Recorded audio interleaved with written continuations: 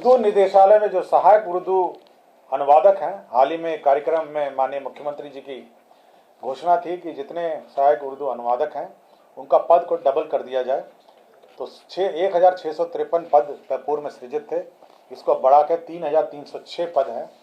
यह जिला स्तर पर है, अनुमंडल स्तर पर है, प्रखंड स्तर पर है, अंचल स्तर पर है और साथ ही साथ करीब 220 थानों में भी अब इनकी प्रतिनियुक्ति की जाएगी, जहां पर ये उर्दू अनुवादक अपना उर्दू अनुवादक का काम करेंगे। नमस्कार। आज मंत्रिपरिषद में 27 एजेंडों पर निर्णय हुए हैं। जो सबसे महत्वपूर्ण एजेंडा है वह स्वास्थ्य विभाग का है, जिसमें स्वास्थ्य विभाग को विभिन्न काडरों में बांटा गया है। एक पब्लिक हेल्थ काडर है और एक हॉस्पिटल मैनेजमेंट काडर है।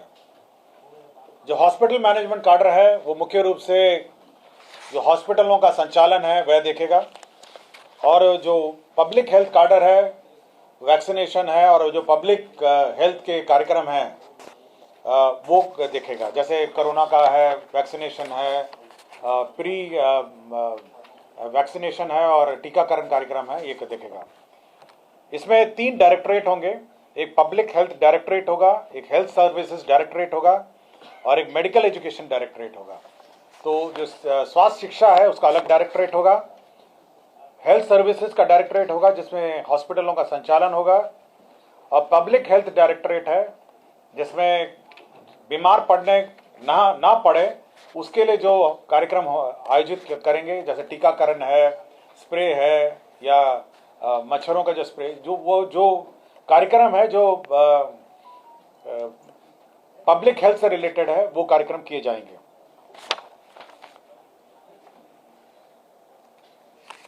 नगर विकास विभाग का जो प्रस्ताव था, केंद्र प्रायोजित अटल नवीकरण शहरी परिवर्तन मिशन है अमृत 2.0, इसके अंतर्गत मोतिहारी सीवरेज नेटवर्क परियोजना 399 करोड़ 27,28,000 की योजना स्वीकृत हुई है। नगर विकास का ही एक प्रस्ताव था, केंद्र प्रायोजित अटल नवीकरण और शहरी परिवर्तन मिशन अमृत 2.0, इसके अंतर्गत बक्सर जल आपूर्ति परियोजना, इसकी कुल राशि 156 करोड़ 1,32,000 रुपए है। बिहार विद्यालय परीक्षा समिति में जो संबद्ध हमारे माध्यमिक विद्यालय हैं, ये करीब 626 स्कूल थे जो मानक पूर्ण नहीं करने के कारण इनका कोड जो है सस्पेंडेड था। तो राज्य सरकार ने मोहलत देते हुए 1 साल और इसको एक्सटेंड करने का निर्णय लिया है। 626 माध्यमिक विद्यालय हैं जो 31/3/2026 तक ये कोड अब एक्टिवेट हो जाएगा और इसी बीच उनको अपने मानक को पूर्ण करना होगा।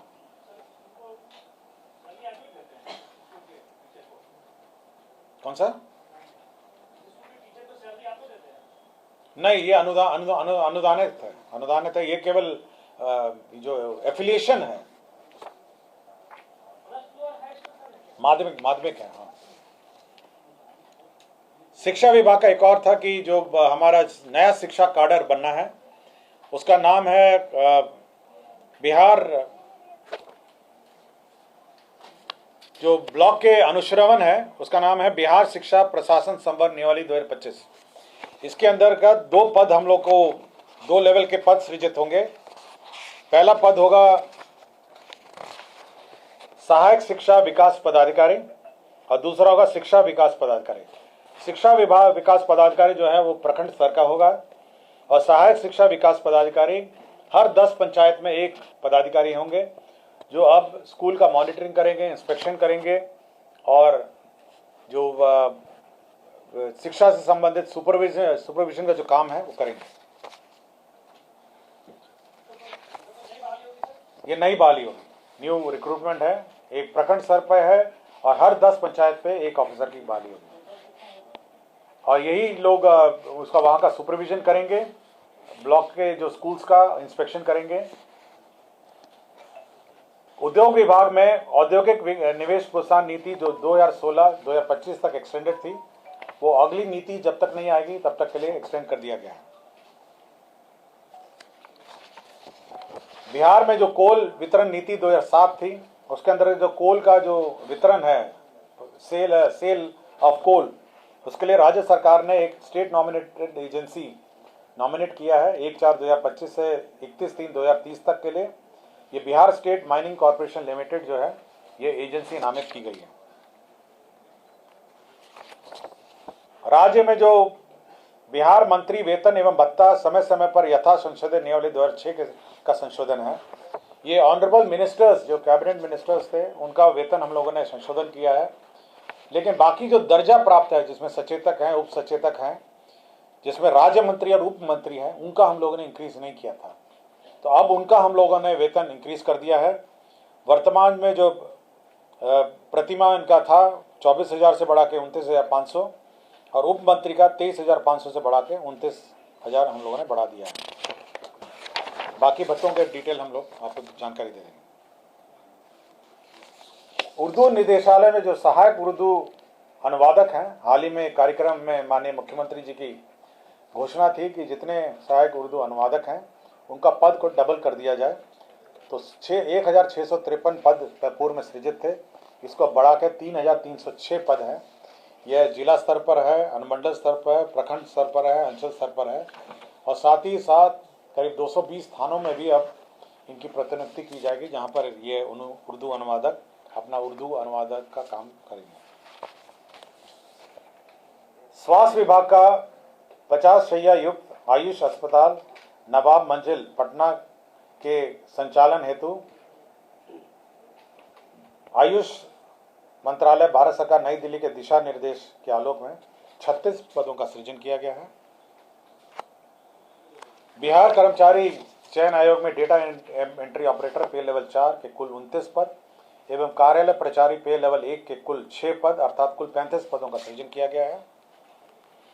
मद्य निषेध उत्पाद एवं निबंधन विभाग के अंतर्गत 6 जिलों यथा रोहतास, सासाराम, औरंगाबाद, पश्चिम चंपारण, बेतिया, बेगूसराय, किशनगंज एवं गोपालगंज में स्थायी रूप से एक एक नया उत्पाद रसायन प्रयोगशाला खोले जाने एवं 48 पदों की स्वीकृति दी गई है। बिहार में कृषि विभागीय लिपिक समग्र भर्ती प्रोन्नति सेवा शब्द नियमावली 2024 के आलोक में कृषि विभाग बिहार पटना अंतर्गत पूर्व स्वीकृत पदों का समर्पण प्रत्यार्पण करते हुए 2,590 पदों का पुनर्गठन किया गया है। गया प्रेस जो है, जो प्रिंटिंग प्रेस है, उसमें जो 50 साल से पुराने जो इक्विपमेंट हैं उनको स्क्रैप करने के लिए metal scrap trading corporation MSTC को नॉमिनेट किया गया है। बिहार में जो कंटिजेंसी फंड है, बिहार कंटिजेंसी फंड है, एक्ट के अनुसार वो 350 करोड़ का उसमें प्रावधान किया गया है और सरकार चाहे तो उसको इंक्रीज कर सकती है। अब बिहार कंटिजेंसी फंड को इंक्रीज करते हुए 10,000 करोड़ कर दिया जाए, BCF जिसको कहते हैं।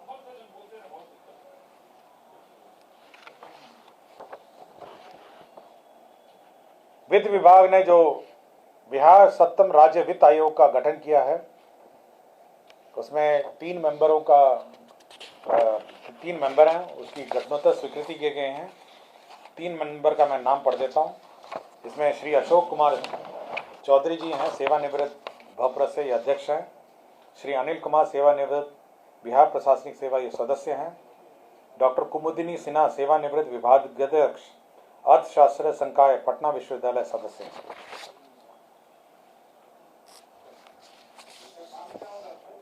ये फाइनेंस कमीशन है, स्टेट फाइनेंस कमीशन, जो स्टेट के रिसोर्सेज हैं उसका बंटवारा between state government and the local bodies, उसका बंटवारा करती है। स्वास्थ्य विभाग का ये प्रस्ताव था। बिहार दंत शिक्षा सेवा ट्यूटर सहित संबंध नियमावली 2025 को स्वीकृति दी गई है। बिहार औषधि नियंत्रण प्रयोगशाला तकनीकी कर्मी संवर्ग संशोधन नियमावली 2025 की स्वीकृति दी गई है। ये रेवेन्यू द्वारा संचालित सभी 927 राजस्व न्यायालयों में का आधुनिकीकरण वीडियो कॉन्फ्रेंसिंग लागू करने के लिए 38,12,10,000 रुपये स्वीकृत हुए। सभी रेवेन्यू कोर्ट्स में अब वीडियो कॉन्फ्रेंसिंग की व्यवस्था है। ये मुजफ्फरपुर में ESIC अस्पताल के लिए 5.07 एकड़ का लैंड सशुल्क ट्रांसफर किया गया है। नवादा जिले में पकड़ी बरावा अंचल में 132/33 kVA ग्रिड उपकेंद्र के लिए जमीन का transfer Bihar state transmission company limited को ट्रांसफर किया गया है।